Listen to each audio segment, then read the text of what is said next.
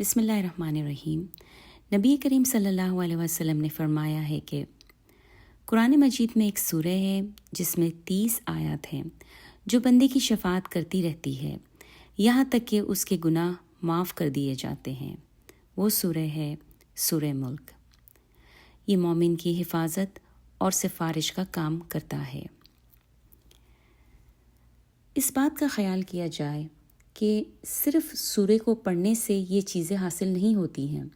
اس سورہ کو پڑھ کے اس کو سمجھ کر اور اس کے اپنی عملی زندگی میں لانے کے بعد ہی اس سورہ کا فائدہ ہوگا۔ یہ سورہ اللہ کی عظمت کا ذکر کرتا ہے اور ساتھ ہی ہمیں زندگی کے مقصد کا احساس دلاتا ہے اور ہمیں اس چیز کا بھی بتاتا ہے کہ ہم اپنے اعمال کے اکاؤنٹیبل ہیں۔ آئیے ہم سورہ ملک کو صحیح طریقے سے پڑھنے کی کوشش کرتے ہیں اور ساتھ ہی اس کو سمجھنے کی کوشش کرتے ہیں۔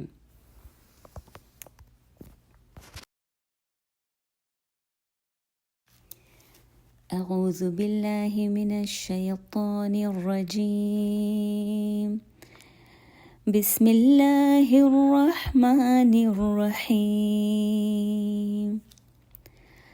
تبارک الذی بیدہ الملک وہو علی کل شیء قدیر، الذی خلق الموت والحیاة لیبلوکم ایکم احسن عملا وہو العزیز الغفور، الذي خلق 7 سماوات طباقا ما ترى في خلق الرحمن من تفاوت فارجع البصر هل ترى من فطور ثم ارجع البصر كرتين ينقلب إليك البصر خاسئا وهو حسير، ولقد زينا السماء الدنيا بمصابيح وجعلناها رجوما للشياطين وأعتدنا لهم عذاب السعير، وللذين كفروا بربهم عذاب جهنم وبئس المصير، إذا ألقوا فيها سمعوا لها شهيقا وهي تفور تكاد تميز من الغيظ كلما ألقي فيها فوج سألهم خزنتها ألم يأتكم نذير، قالوا بلى قد جاءنا نذير فكذبنا وقلنا ما نزل الله من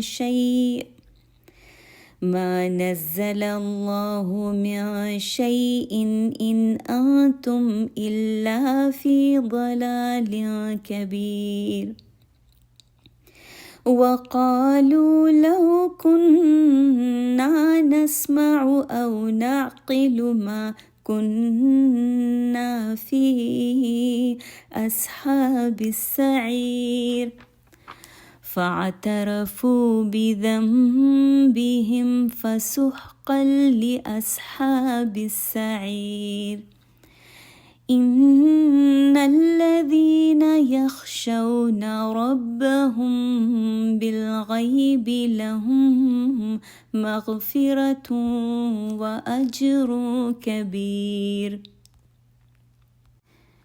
وأسروا قولكم أو اجهروا به إنه عليم بذات الصدور، ألا يعلم من خلق وهو اللطيف الخبير، هو الذي جعل لكم الأرض ذلولا فامشوا في مناكبها وكلوا من رزقه وإليه النشور۔ ترجمہ سورہ ملک، آیت نمبر 1 سے 15۔ شروع کرتی ہوں اللہ تعالیٰ کے نام سے جو بڑا مہربان نہایت رحم کرنے والا ہے۔ بہت برکت والا ہے وہ جو اس کے ہاتھ میں ہے بادشاہی، اور وہ ہر چیز پر قادر ہے۔ وہ جس نے پیدا کیا موت اور زندگی کو تاکہ وہ آزمائے تمہیں کہ تم میں سے کون زیادہ اچھا ہے عمل کے لحاظ سے، اور وہی غالب اور خوب بخشنے والا ہے۔ وہ جس نے پیدا کیے 7 آسمان اوپر تلے، نہیں تو دیکھے گا رحمان کے پیدا کیے ہوئے میں کوئی فرق۔ بس تو لوٹا اپنی نگاہ کو، کیا تو دیکھتا ہے کوئی شگاف؟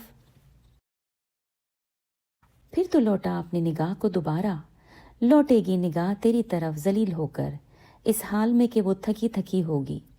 اور بلا شبہ یقیناً ہم نے مزین کیا دنیاوی آسمان کو چراغوں سے، اور ہم نے بنایا انہیں شیطانوں کو مارنے کا آلہ، اور ہم نے تیار کر رکھا ہے ان کے لیے بھڑکتی آگ کا عذاب، اور ان لوگوں کے لیے جنہوں نے انکار کیا اپنے رب کا جہنم کا عذاب بہت برا ٹھکانہ ہے۔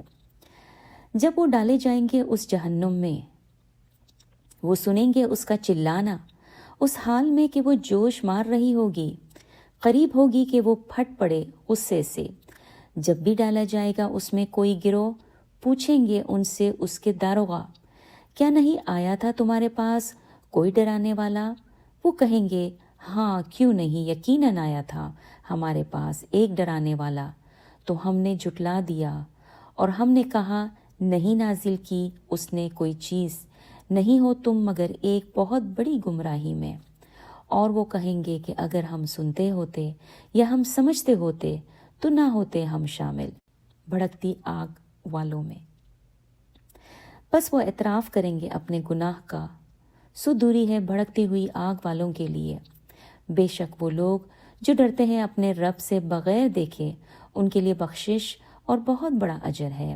اور تم چھپا کر کہو اپنی بات یا تم پکار کر کہو اس کو، بے شک وہ خوب جاننے والا ہے سینے والی باتوں کو۔